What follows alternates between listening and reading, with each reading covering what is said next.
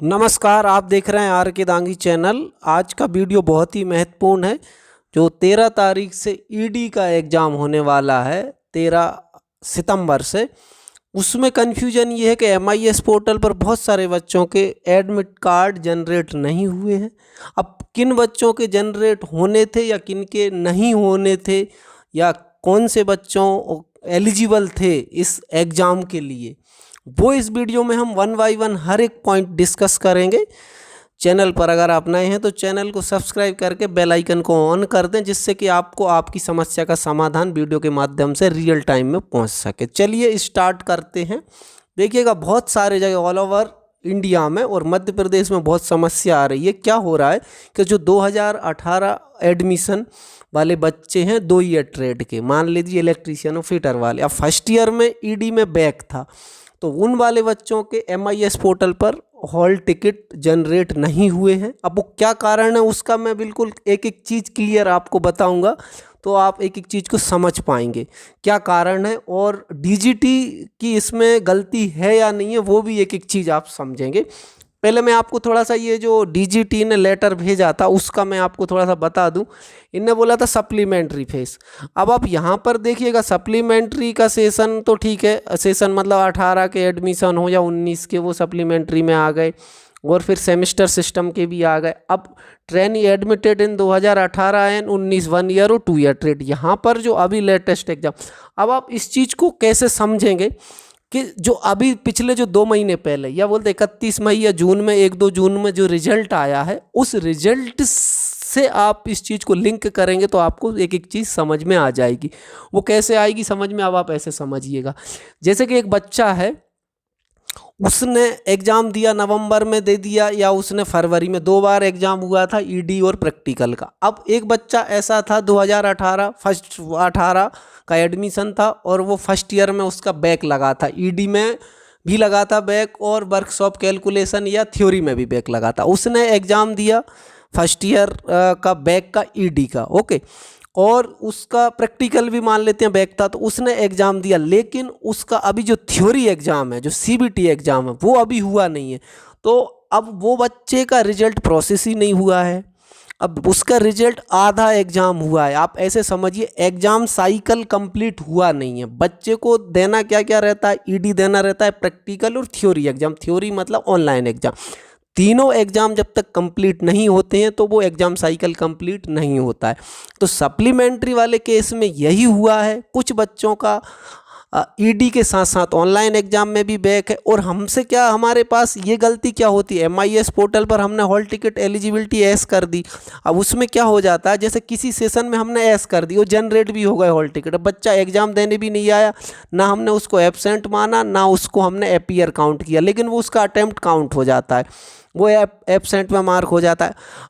अब हुआ क्या था कि आपने बोला कि वो ईडी देने नहीं आया, लेकिन उसका थ्योरी में भी बैक लगा है।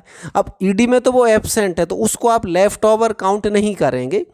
अब वो क्या हो जाएगा, जब तक उसका थ्योरी एग्ज़ाम भी नहीं हो जाता ऑनलाइन वाला, जब तक उसका एग्ज़ाम साइकिल कंप्लीट नहीं होगा।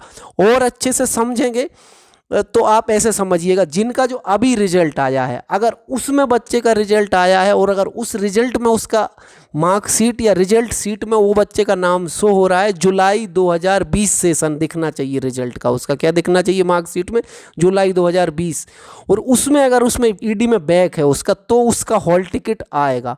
ऐसे बच्चे जिनका पुराना ही रिजल्ट दिख रहा है या पुराना ही रिजल्ट सीट दिख रही है, मतलब उनका सेशन जुलाई 2019 ही दिख रहा है, वो वाले बच्चों को इस एग्ज़ाम में अपीयर होना ही नहीं था। ये क्लियर बात है। और इससे अच्छा एग्जाम्पल मैं आपको ये बता देता हूँ। एक और लेटर है जो हमारे डायरेक्टरेट ने भेजा था, मध्य प्रदेश ने। अब आप यहाँ देखिए, D नंबर का पॉइंट है, ये लेटर ही है पूरा, जो जब हम MP CBT पर जब फीस का पेमेंट कर रहे थे, उसमें D पॉइंट पर आप देखिएगा, इनने क्या बोला है, अगर प्रशिक्षणार्थी का परीक्षा परिणाम, अगर जो स्टूडेंट है उसका रिजल्ट DGT ने जारी नहीं किया है, ठीक है, घोषित नहीं हुआ है, ऐसे प्रशिक्षणार्थियों को पुनः इंजीनियरिंग ड्राइंग या स्टेनो का परीक्षा शुल्क का भुगतान नहीं करना है। इसका मतलब कि वो सप्लीमेंट्री इस वाले फेस में नहीं आएंगे, उनका रिजल्ट जब तक रुका हुआ है। ये आप अच्छे से समझ लें।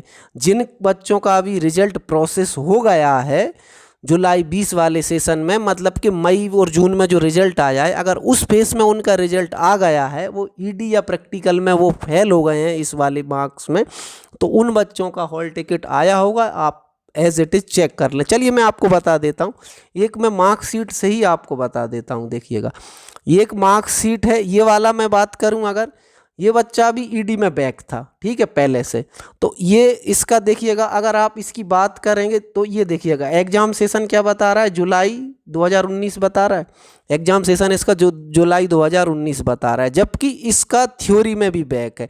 अब ये बच्चा अगर एब्सेंट हो तो वो बोलते ईडी मेरे को दोबारा देना है, तो ये नहीं दे पाएगा, ठीक है। अब इसी के साथ साथ एक और चीज़ मैं बता दूं आपका, देखिएगा आप, अब मैं एक और चीज़ आपको बता देता हूँ।